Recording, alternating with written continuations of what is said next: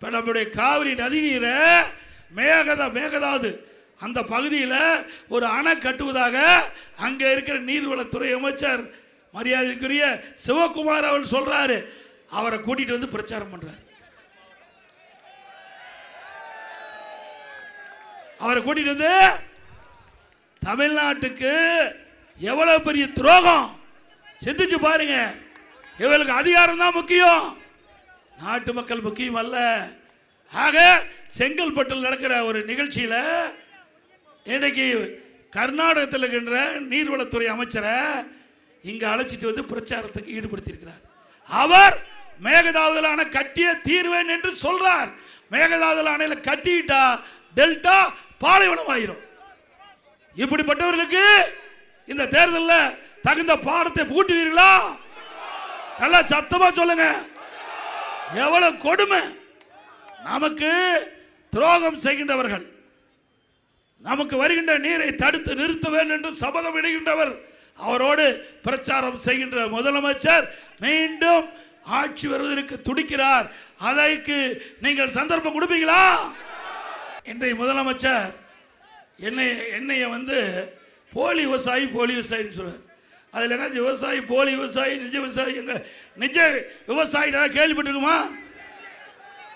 ஏன்னா ட்ரேடில் வந்து பயிரை பார்க்குற முதலமைச்சர் இந்தியாவிலே இந்த தமிழ்நாடு ஒரே ஆள் தான். எங்கள் ஊரில் தலைவாசலில் நமக்கு நாமே திட்டம் இருந்தது. அப்போ ஊரா இன்றைய முதலமைச்சர் ஸ்டாலின் வந்து பார்த்தார். அப்போ எங்கள் தலைவாசலுக்கு வந்தார், கரும்பு தோட்டத்துக்கு வந்தார். கரும்பு தோட்டத்தில் காங்கிரீட் சாலை அமைச்சு போய் பார்க்குறார். கரும்பு தோட்டத்தில் காங்கிரீட் சாலை அமைச்சு பார்க்குற முதலமைச்சர் இவர் விவசாயத்துக்கு நன்மை செய்வாரா? விவசாயிகளை காப்பாற்றுவாரா? விவசாயி தேவையான திட்டங்களை கொடுப்பாரா?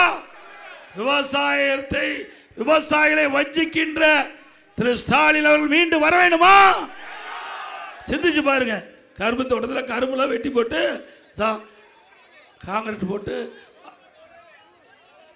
அது என்னன்னே தெரியாது. இப்போ கேட்டா நீ போனீங்களே இது கரும்பா, நெல்லா, இது கேழ்வரகா, சோளமா, மக்காச்சோள பயிரா அப்படின்னு கேட்டால் முதலமைச்சர் தடுமாறுவார்.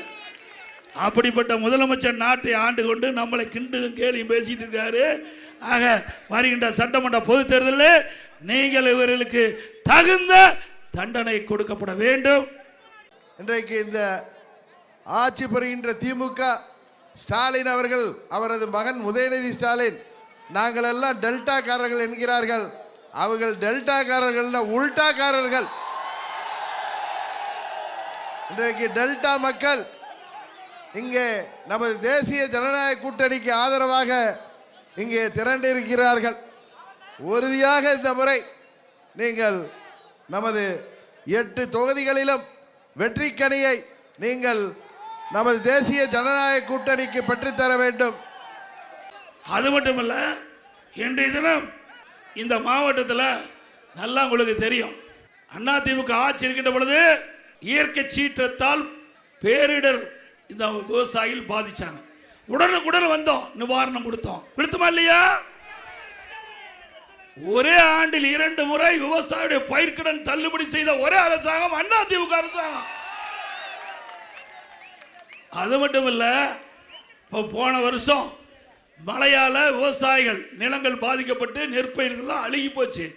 அதை நேரடியாக வந்து முதலமைச்சர் பார்க்கல. இப்போ வேணா ஓடோடி வரையில ஓட்டுக்கு. இப்போ மக்கள் தேவை, ஓட்டுக்காக மக்களை தேடுகின்ற கட்சி தலைவர் திரு ஸ்டாலின். அன்றைக்கு ஏன் வந்து மக்களை பார்க்கல? நான் நேரடியாக வந்தேன், மக்களை பார்த்தேன், விவசாயிகளை பார்த்தேன். அந்த பயிர்கள் தண்ணீரில் முழுகி இருந்தது. அதுக்குள்ள நானே இறங்கி பயிர்களை பிடித்து அந்த பயிரை பிடுங்கி அழுகி போயிருந்து பார்த்தேன். அரசாங்கத்துக்கு ஒரு கோரிக்கை வச்சேன், பாதிக்கப்பட்ட விவசாயிக்கு தேவையான நிவாரணத்தை கொடுன்னு சொன்னேன். முழுமையாக கொடுக்கல. NTRF நிர்ணயிக்கப்பட்ட அந்த 17,500க்கு பதிலாக ஏற்கனவே இருக்கின்ற 13,500 STRF தான் கொடுத்தாங்க இந்த அரசாங்கம். அப்போ என்ன பண்ணார் முதலமைச்சர்?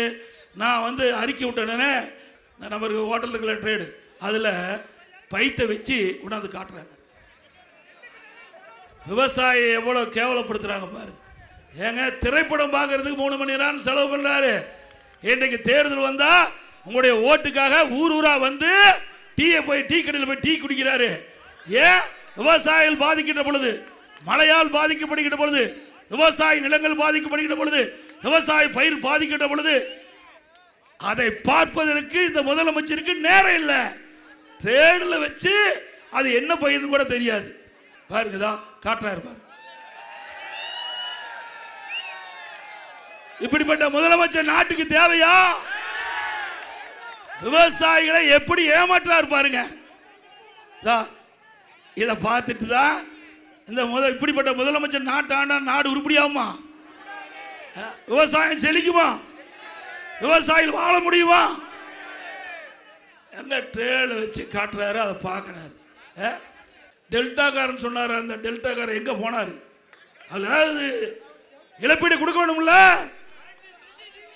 இதே 2017ஆம் ஆண்டு நான் முதலமைச்சர் பொறுப்பேற்கின்ற பொழுது கடுமையான வறட்சி, விவசாயிகள் பாதிக்கப்பட்டாங்க. விவசாயிகள் பயிர்கள் எல்லாம் கருகி போய்விட்டது. என்னுடைய கவனத்தை கொண்டு வந்த உடனே இந்தியாவிலேயே முதலாக வறட்சிக்கு நிவாரணம் கொடுத்த அரசாங்கம் அதிமுக அரசாங்கம். 2240 கோடி வறட்சிக்கு நிவாரணம் கொடுத்தோம். அப்படி 2 லட்சம் ஏக்கர் நம்முடைய விவசாய பெருடைய மக்கள் இரவு பகல் வராமல் உழைத்து அந்த நெற்பயிர் தண்ணீர் இல்லாம விளைச்சல் எடுக்கின்ற அந்த நேரத்தில் தன்னுடைய கண் எதிரே காய்ந்து கருகி சேதமடைந்த பொழுது இந்த முதலமைச்சர் அவர்களுக்காக எந்த இழப்பீட்டும் தராத முதலமைச்சர் மீண்டும் தேவையா? விவசாயிகளை புறக்கணித்த முதலமைச்சர் தேவையா?